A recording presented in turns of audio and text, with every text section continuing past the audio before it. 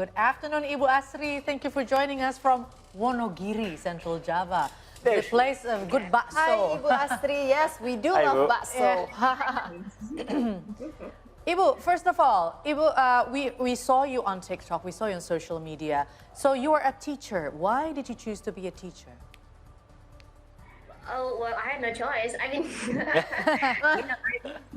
I went to college and, I was majored in English for education. So, yeah, I, have to be a teacher. Yeah, but I mean, actually, how did you get very fluent English? I mean, although you studied English literature, it doesn't mean that you have that fluent English. I think, well, first of all, English is my passion. I love studying. I love learning about English. And second of all, I watch a lot of that episodes of, the sitcom called Friends. Oh, thank you to Friends. Oh, wow. We hear that a lot. That's awesome. A lot. Yes, Really nice. Which one is your favorite character, Ibu? We have to know this. Chandler, of course, and Joey. Oh, yeah. Adorable. Adorable. Indeed. Yes. Yeah, And, my favorite. okay, Ibu Asri, and where do you teach English? And when did the first time you teach English? When did you become a teacher? Okay, I have been a teacher since 2003, and now I teach at a school. It's a vocational high school in Wonogiri called SMK Bakti Mulia Wonogiri. But before that, I taught in the same school, but with a different name. It was an SMA, so it's different from S. Yeah, but it's the same place. Sweet. Now, Ibu, like what you were speaking with Alia just now in the beginning of this segment, did you speak in English with English a lot when you're younger, when you're young, before you got this interest in maybe in teaching and all that? Actually, it took me 7 years to be fluent in speaking in English. So when I was a kid, I don't think I was able to do that yet. So no, the answer is. Now, what prompted you, Ibu, to get more not information, but to learn more English? What sparked the interest there? Well, I think that English is the only thing that I can do. So I have to be better and better and better at it, and it's my passion. Even if someone asks me this question, what is your hobby, Miss? I will answer that question by saying, my hobby is speaking in English. And wow, that's awesome. Yes, really cool. You have a passion in it. Wow. Yes. Okay. So now you've gone viral and you gave English lessons. I guess it's for free, right? On social media. We know you're on TikTok and YouTube and all that. So what is actually your goal in creating those positive contents? We were glad that TikTok has become very much educative nowadays, right? Yeah. So I actually, just want to keep practicing my English speaking skill, because if I don't do this, then I'm not going to do it. So in 2020, I forced myself to run a YouTube channel so that, this is, where I can, I have to practice my speaking skill all the time, because if I don't do it, then it's going to be embarrassing to be a content creator. When your content is about English and you don't even speak English, that's going to be embarrassing. So that's why I force myself. But what is the impact? Wow. What's the impact you get after you've gone viral and you've gone, content creating in social media? Any impact that you receive? I can earn some money from it. Yay! Yes. Monetizing is here. Yes. Better people know what I can do, so that's a good thing.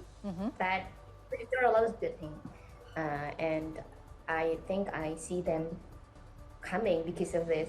So that's why I do this all the time, because I believe that it will be like a door opener for everything. Yeah. Everything, So wait a minute. So are you now a teacher or are you now a content creator? Or do you want to just... Yeah. I think she's both. I do both now. I do Wow. All right. That's powerful. Multi-talented Ibu now. Yes, All right, we got it. Talented Ibu We love it. Asri. Yes. And Bu Asri, your contents went viral and you were invited to several Indonesian television programs. Of course, your TikTok got many viewers. Is there a trick to teaching students so they can easily absorb the lesson? I mean, like the trick you use on social media and the trick you use in real life.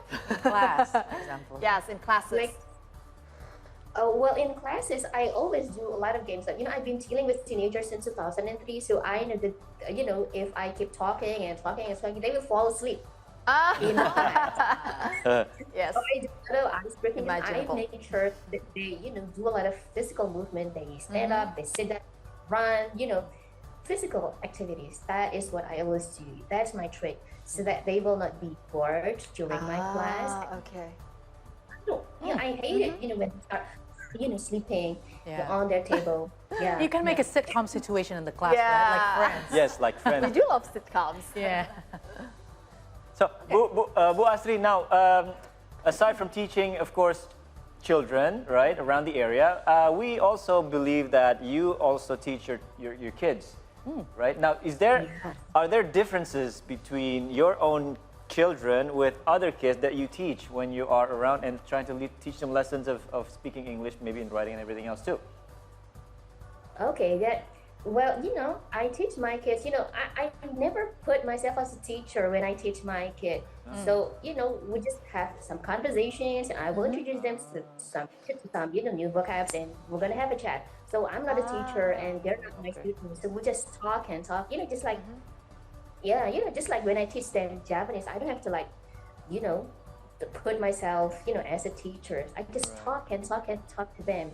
So that's the, a big difference. Yes. That's the big difference. Between So you teaching, want to kind of assimilate in the daily lives, yes, of your Simulation, kids. yeah, or games, right, Bu? Really nice, I really believe easy, that's very simple. the best thing to learn about language.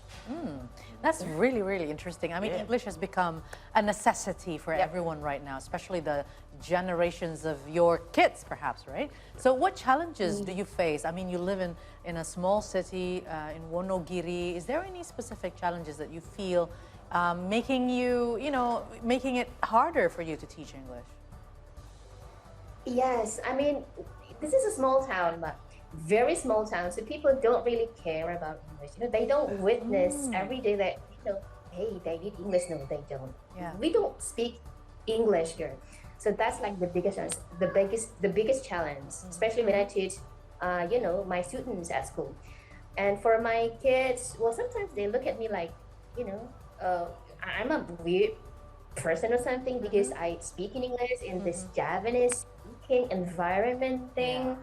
That's like huge for me. I have to deal with that kind of Okay, Bu Asri. And we're curious, how do you choose a place to be a class? Like you choose, sawah, the paddy field, a paddy field, or you can do it in the middle of the forest.